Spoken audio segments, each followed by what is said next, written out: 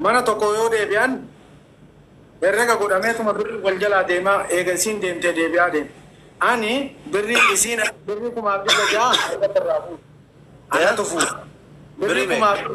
Birri kumaaf dhibba ja'a dalagaa galchuu zaara. Ani mustarjaa kee deebisuu dadhabee ani daa'ima guddifadhaa jira. Kana mustarjaa kee guyyarraa deddeebisuu hin danda'u. Bakka birootiin dhalii. Gaafa duraallee birrii agana sirraa kafallee. Gaafa lammaffaallee dhuftee mukaalafaa seentee birrii 700 sirraa kafallee. Ammallee immoo mukaalafaa seentee jirta. Kanaafuu dalagaa siin galchinu. Gara biraatiin yoo rabbiin sii hire. Kan jennu kamii? Minuutii qabachisee narra. Minuutii qabadhu Zaara.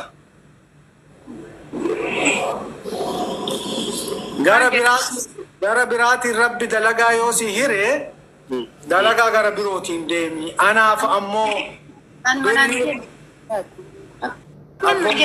minuutii qabachiisa rabbiidhaati. Koziyaa minuutii qabi. Absiin edeen. Midhaan bar dhugaa qabdi. Amma ati waa tokko godhi kaa. Ali, ati maaliif mataa jabatta? Maaf haaraa taata? Ani koo amma dhagaye. Na dhagayeatu. Na dhagaye. Amma ati kida mucayyoon dhiisi tasa biyyaa baate. Rahimummaa tama rabbii walitti qabna malee hin beeku nan beektu. Ati amma miira keessaa bate. Osoo mucayyoon tun haqa qabaachuu baatte. Na dhagaye. Ali dhuguma sitti hima. Awwaa wayii akka heduun nama taayu. Mucayyoon tun osoo miidhamuu baatte, osoo zorlomuu baatte, waggaa 21 biyya namaa jiru yeroo jalqabaatiif namni firaa foon ka dhugaa jechuu rakkateetiin gastii karaa natti seen. Takka the first time aliyoom jechuu yeroo jalqabaatiif waggaa 20 biyya namaa jira takka namni firaa rakkatee karaatti leenatti dhufeen beeku. Sigalami miidiyaa kanatti takka namnummaan gosati yaadulatti dhufeen beeku nama abbaa kee beeku abbalamootatti ilma abbalamootatti miti jechuudha. Mucayyoo tana hin beeku nam beeytu ol seente taabbeeraa kiyyaati. Sigalee miti. Ana abdattee biyyaan baane asitti hin finnu. Amma ati wannoo godhe.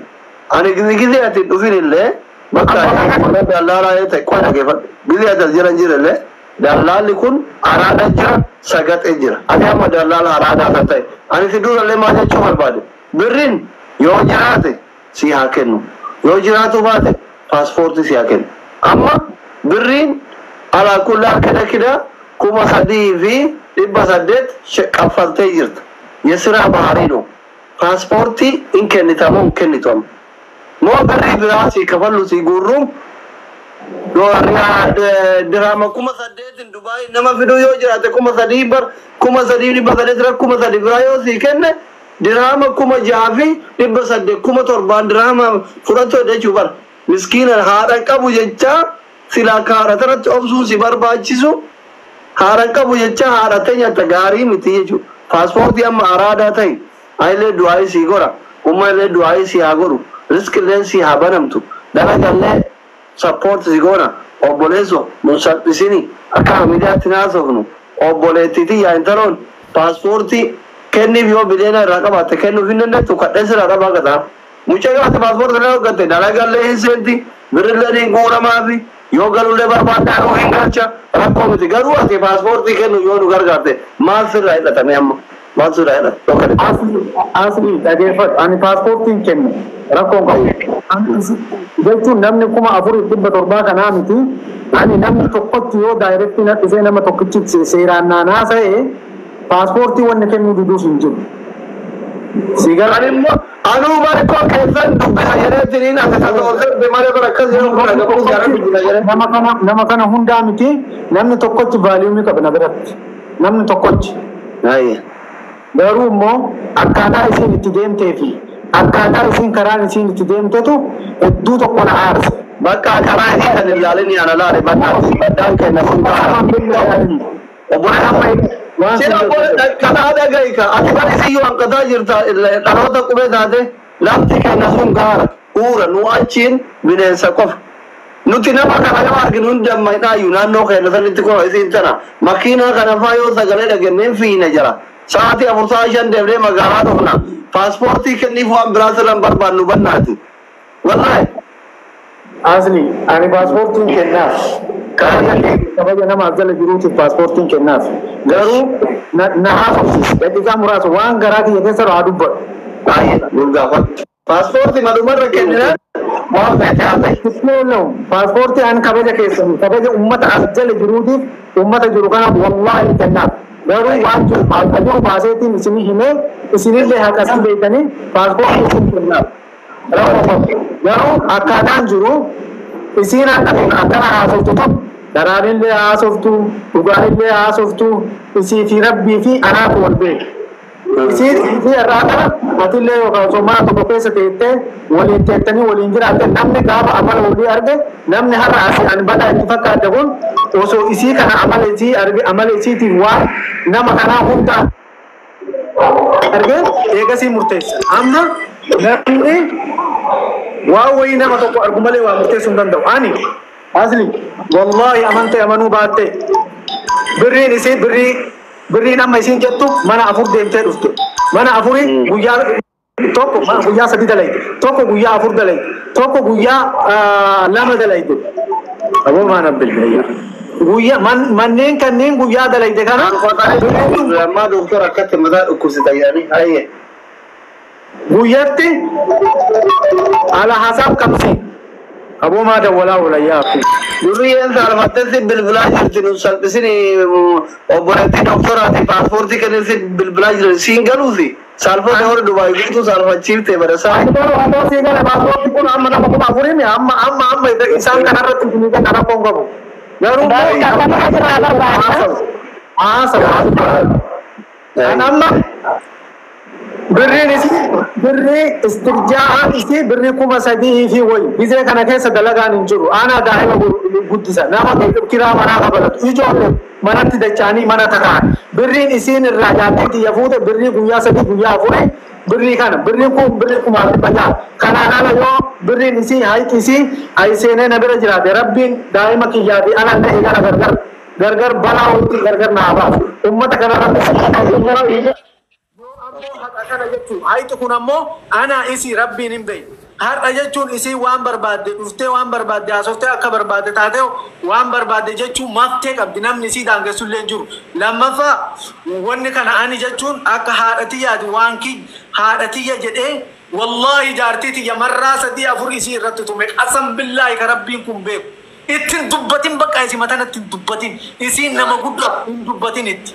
Yoo isiin wanna jedhe amma dheengadda maa biiroon deemne biiroo maan deemne ijoollee taawwan zaara mana keessatti ijoolleen kun oolan isiin nama guddaa namni hundi amma ijoolleen nama sadii afuriin ka jiran isima himatan hundi mana keessatti isima himatan ani zaara maal beekaan asli wallahi ani kun oolan warqee na hundumatu amala qabaatu maanaati.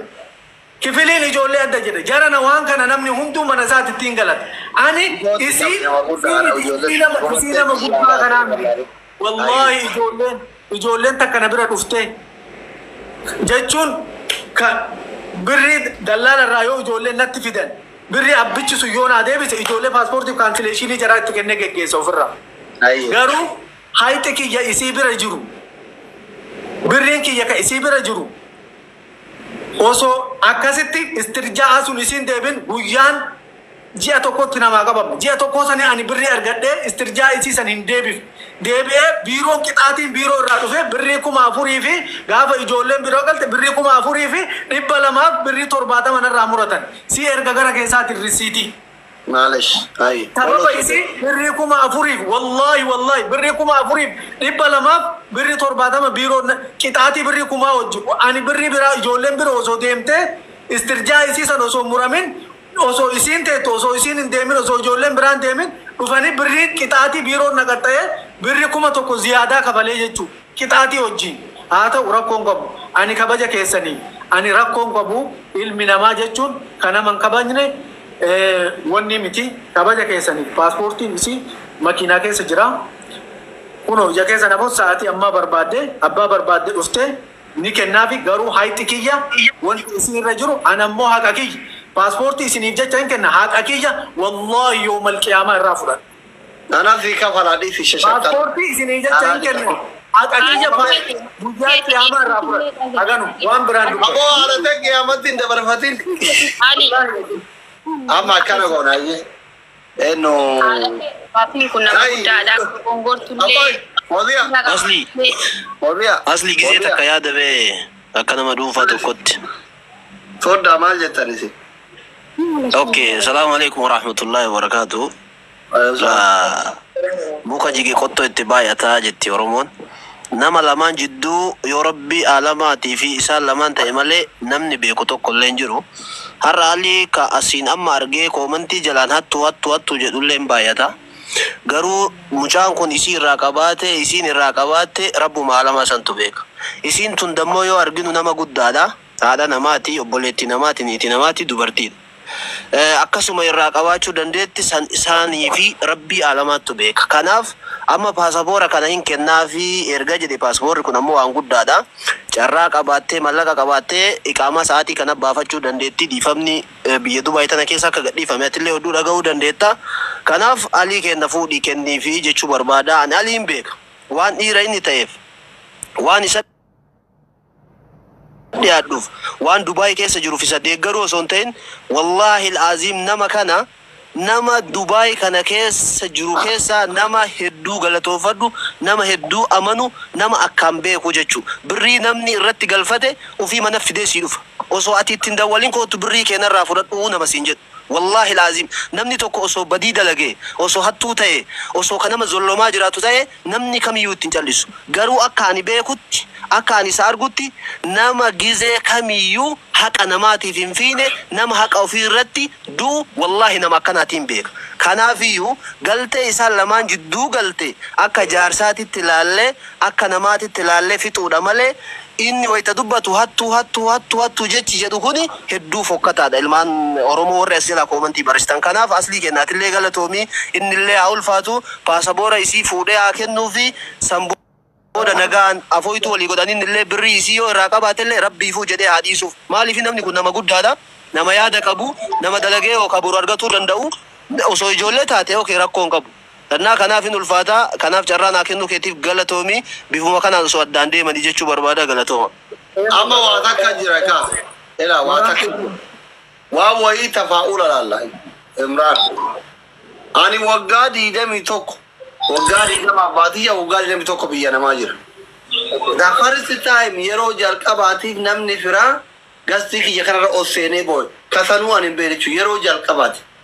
Mucayyoon tun manguddum malee osoo taate ilmaan illee osoo biyyarraa itti beelayanii osoo dhugaa wayii qabaachuu baatte ana waliin argitu beellamateetu nan argu bar abbaan kiyyaa fi harmeen kiyya rabbi ziyaara musaa barbaadanitti nan argatanii baran amma istiil ammaa kana faamiliin gizee barbaadetti nan argatu hin danda'u bar silkiin kiyya biizi hin arguan yeroo fedhe namitti dawwaluyyuu hin kaasu yookaan hin rafaa yookaan israati wajji boca taaqallachu ufleetani sinuyyuu warri amma akkana dallaalaa kun jechuun istiin akka anaa kana silkii namni qabu miti.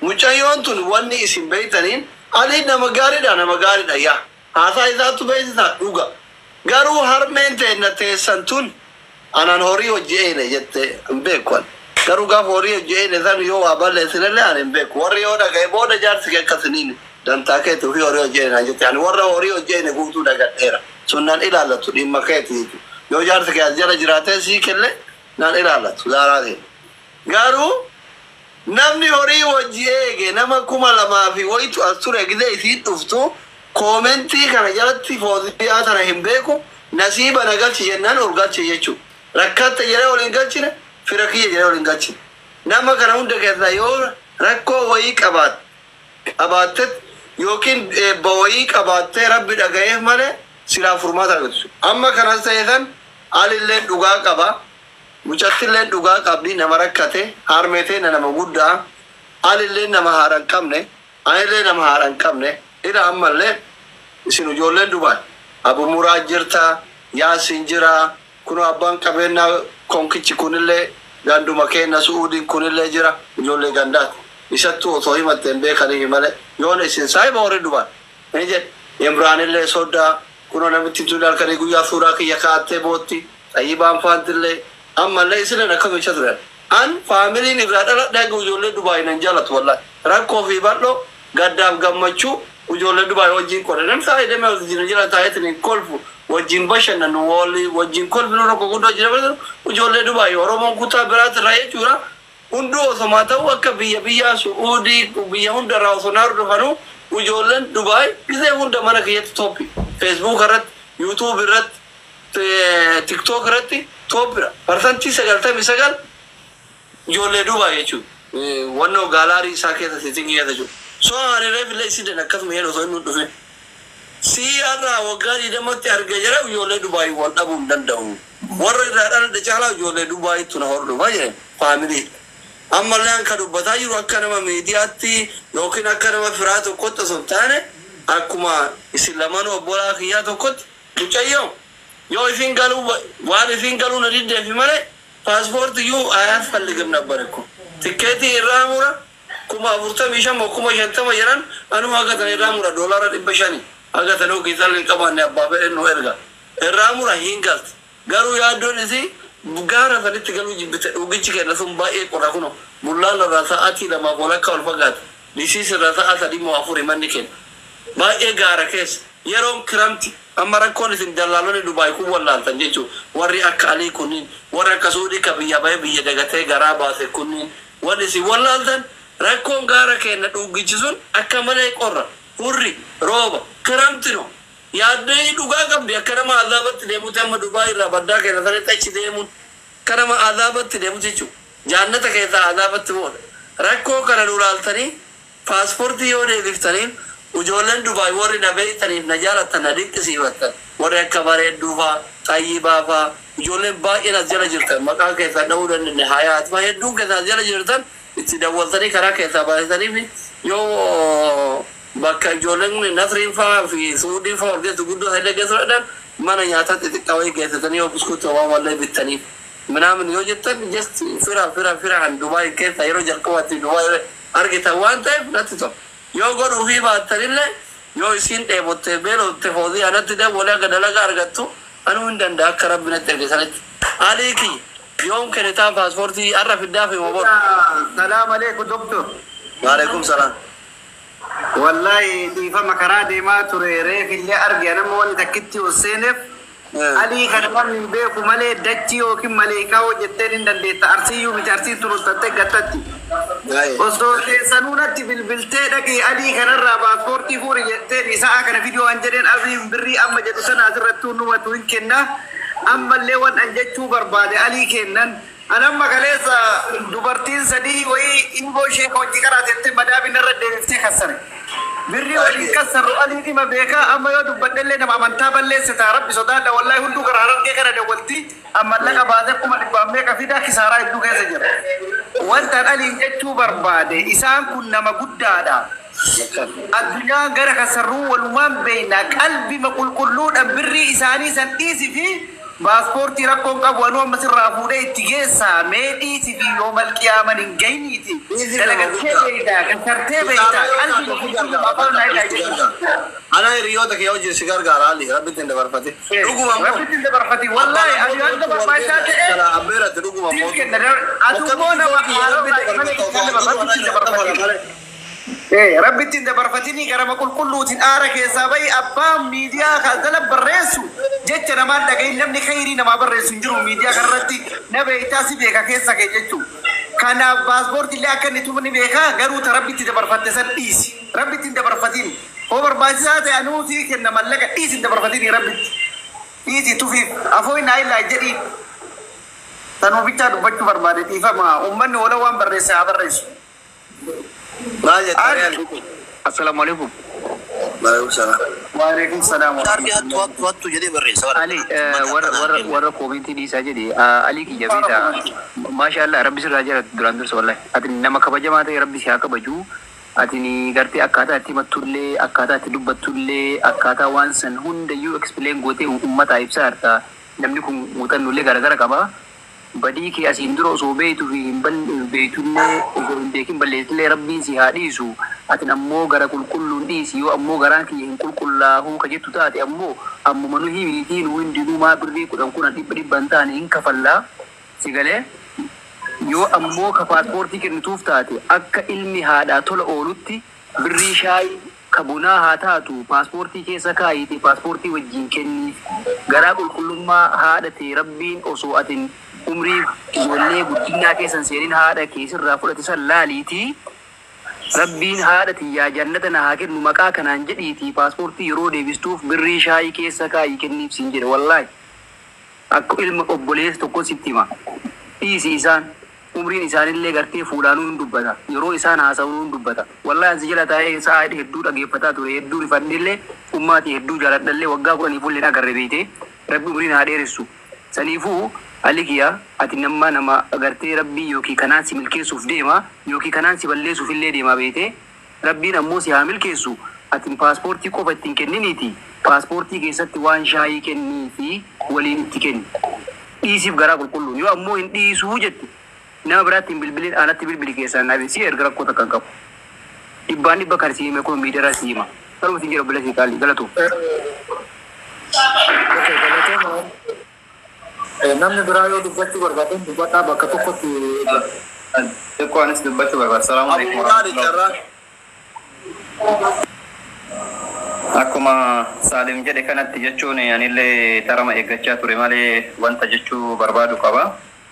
Obboleessi keenya Aliin jechuudha. Namni dubartii dalagaa galchuu fakkeenyaaf naggaadeen yeroo baay'ee horii yoo gurgurtu yookaan hin tarratti yookaan immoo hin kasaarti beektanii waan akkasiisani namni dalagaa kana dalagu yeroo tokko kasaaru jira yeroo tokko tarraafu jira. Namni dalagaa dalagu yeroo hundanii tarrafa yeroo hundanii argadha jedhee osoo hin taane akkuma tarrafu illee jiru isaarallee ni jira. Osoo amma haadhateena tana hin taane Aliin jechuu barbaade yeroo baay'ee ijoolleen biyyarraa meedikaala iyyuu tartee dhuftee asitti tabasaan adda addaa irratti argamee waa baay'een yookaan ulfaataatee biyyattuu meedikaala waa hunda seete waa hunda irratti argamee achirraan nama 2 3 4 5 yeroo tokkottuu nama kasaaru jira.